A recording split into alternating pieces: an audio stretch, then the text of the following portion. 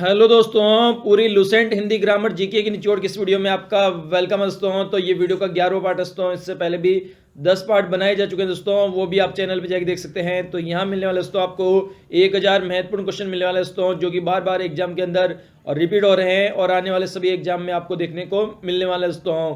तो सभी क्वेश्चन आपको रट लेना दोस्तों, बिल्कुल भी मिस नहीं करना इस वीडियो को, पूरा वीडियो देखना दोस्तों। तो शुरू करते हैं दोस्तों आज का वीडियो। क्वेश्चन है, तरुण का विपरीतार्थक शब्द बताइए। तो इसका करेक्ट आंसर है ऑप्शन नंबर सी, वृद्ध होता है तरुण का विपरीतार्थक शब्द। नेक्स्ट है, इनमें से कौन सा विपरीतार्थक पतझड़ का अर्थ है। तो इसका करेक्ट आंसर है ऑप्शन नंबर ए, बसंत होता है पतझड़ का विपरीतार्थक शब्द। नेक्स्ट है, इनमें से कौन सी युग्म शब्द सही है। तो इसका करेक्ट आंसर है ऑप्शन नंबर बी, उपकार, जिसका मतलब होता है भलाई।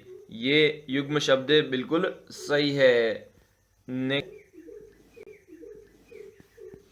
इनमें से कौन सा युग्म शब्द गलत है। तो इसका करेक्ट आंसर है ऑप्शन नंबर डी, निशान का चिन्ह होता है।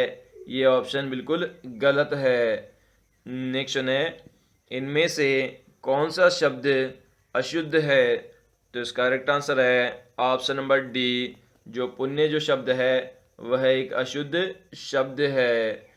नेक्स्ट है, इनमें से कौन सा शब्द शुद्ध है। तो इसका करेक्ट आंसर है ऑप्शन नंबर ए, जो प्राण जो शब्द है वह एक शुद्ध शब्द है। नेक्स्ट है, सम्मान का शुद्ध रूप कौन सा होगा। तो इसका करेक्ट आंसर है ऑप्शन नंबर ए, सम्मान होगा सम्मान का शुद्ध रूप। नेक्स्ट है, निम्न में से अल्प प्राण वर्ण कौन से हैं। तो इसका करेक्ट आंसर है ऑप्शन नंबर बी, क और ग है अल्प प्राण वर्ण। नेक्स्ट है, तुम, तुमने, तुम लोगों, यह वाक्य वचन से है। तो इसका करेक्ट आंसर है ऑप्शन नंबर बी, यह बहुवचन से संबंधित है, तुम, तुमने और तुम लोगों। नेक्स्ट है, गिरीश में कौन सी संधि है। तो इसका करेक्ट आंसर है ऑप्शन नंबर ए, दीर्घ संधि है गिरीश शब्द में। नेक्स्ट है, सिर तोड़ में कौन सा समास है। तो इसका करेक्ट आंसर है ऑप्शन नंबर सी, कर्म तत्पुरुष समास है सिर तोड़ में। नेक्स्ट है, महात्मा में कौन सा समास है। तो इसका करेक्ट आंसर है ऑप्शन नंबर बी, इसमें कर्मधारय समास है महात्मा में।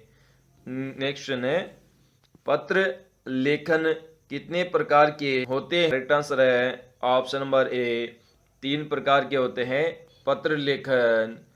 नेक्स्ट है, हिंदी के प्रसिद्ध कहानीकार कौन है। तो इसका करेक्ट आंसर है option number A, Munshi Premchand है हिंदी के प्रसिद्ध कहानीकार। नेक्स्ट,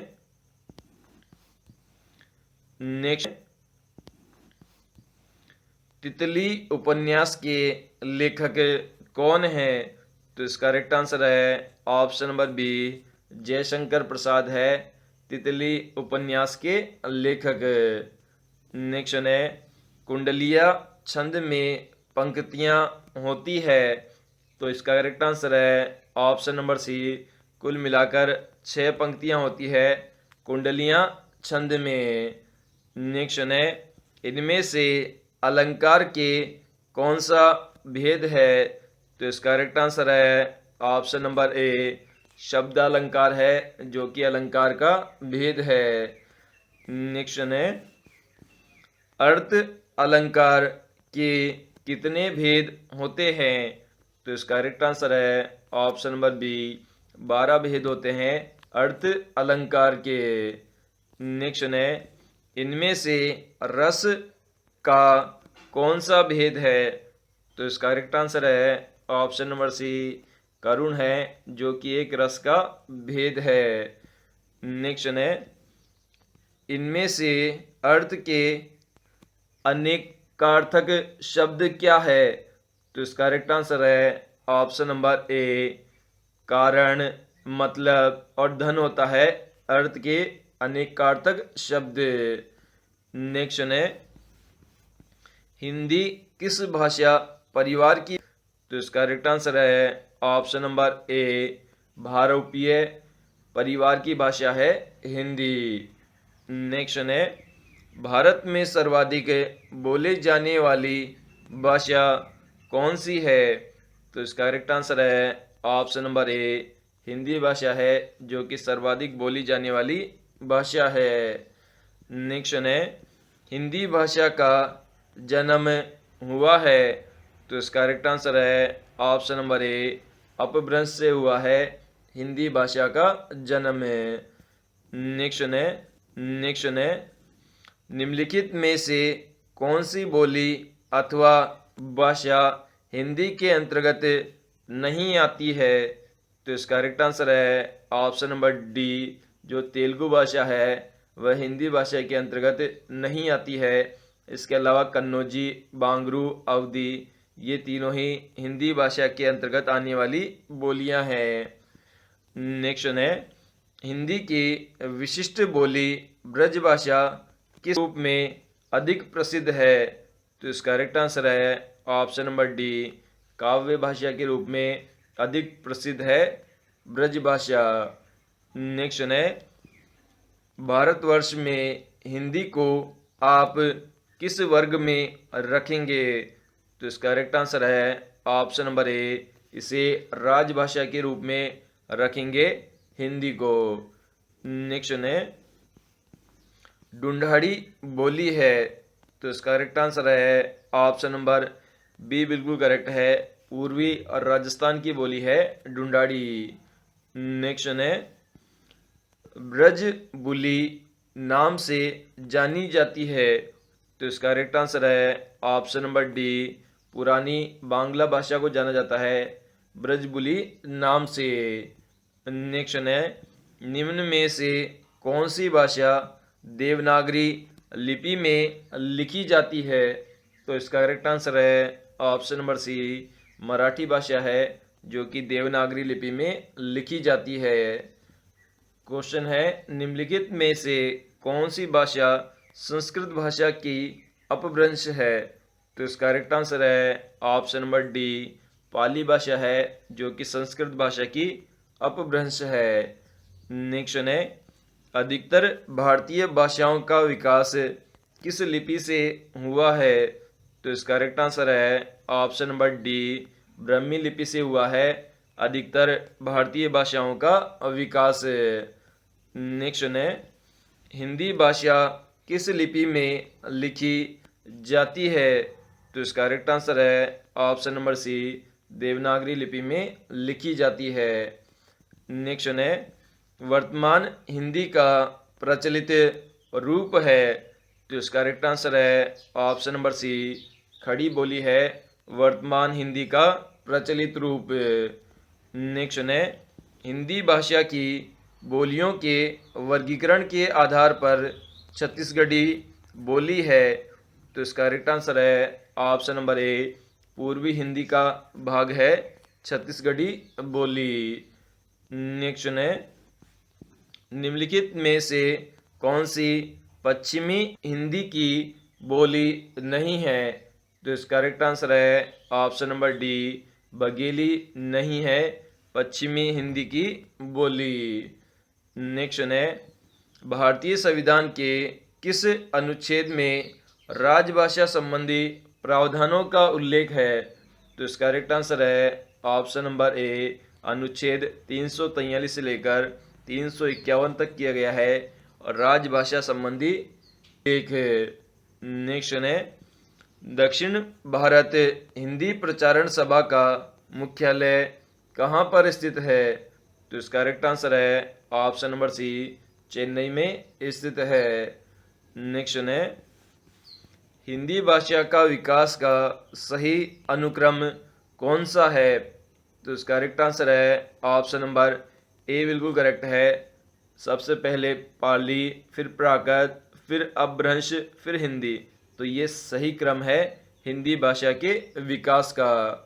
नेक्स्ट है, संविधान के अनुच्छेद 351 में किस विषय का वर्णन है? तो इसका करेक्ट आंसर है ऑप्शन नंबर डी, हिंदी के विकास के लिए निर्देश विषय का वर्णन है अनुच्छेद 351 में। नेक्स्ट है, ब्रज भाषा है, ऑप्शन नंबर बी, यह पश्चिमी हिंदी भाषा का रूप है। नेक्स्ट है, मगही किस उपभाषा की बोली है? तो इसका करेक्ट आंसर है ऑप्शन नंबर डी, बिहारी की उपभाषा की बोली है मगही। नेक्स्ट है, हिंदी खड़ी बोली किस अपभ्रंश से विकसित हुई है? तो इसका करेक्ट आंसर है ऑप्शन नंबर डी, ब्राचड अपभ्रंश से विकसित हुई है हिंदी खड़ी बोली। नेक्स्ट, भाषा के आधार पर भारतीय राज्यों की पुनर्संरचना की गई थी। तो इसका करेक्ट आंसर है ऑप्शन नंबर डी, 1956 ईस्वी में की गई थी भाषा के आधार पर भारतीय राज्यों की पुनः संरचना। नेक्स्ट है, भाषाई आधार पर सर्वप्रथम किस राज्य का गठन हुआ? तो इसका करेक्ट आंसर है option number D, Andhra Pradesh राज्य का गठन हुआ था भाषाई आधार पर। नेक्स्ट है, बघेली बोली का संबंध किस उपभाषा से है? तो इसका करेक्ट आंसर है ऑप्शन नंबर बी, पूर्वी हिंदी भाषा से संबंधित है बघेली बोली। नेक्स्ट है, किस तिथि को हिंदी को राजभाषा बनाने का निर्णय लिया गया? तो इसका करेक्ट आंसर है ऑप्शन नंबर सी, 14 सितंबर 1949 को लिया गया था हिंदी को राजभाषा बनाने का निर्णय। नेक्स्ट है, वर्ष 1955 ईस्वी में गठित प्रथम राजभाषा आयोग के अध्यक्ष थे। तो इसका करेक्ट आंसर है ऑप्शन नंबर ए, बीजी खेर थे प्रथम राजभाषा आयोग के अध्यक्ष। नेक्स्ट है, सर्वप्रथम संविधान की 8वीं अनुसूची में शामिल भाषाओं की संख्या है? तो इसका करेक्ट आंसर है ऑप्शन नंबर डी, कुल मिलाकर 22 भाषाएं शामिल थी 8वीं अनुसूची में। नेक्स्ट है, हिंदी की आदि जननी है? तो इसका करेक्ट आंसर है ऑप्शन नंबर ए, संस्कृत भाषा है जिसे हिंदी की आदि जननी भाषा माना जाता है।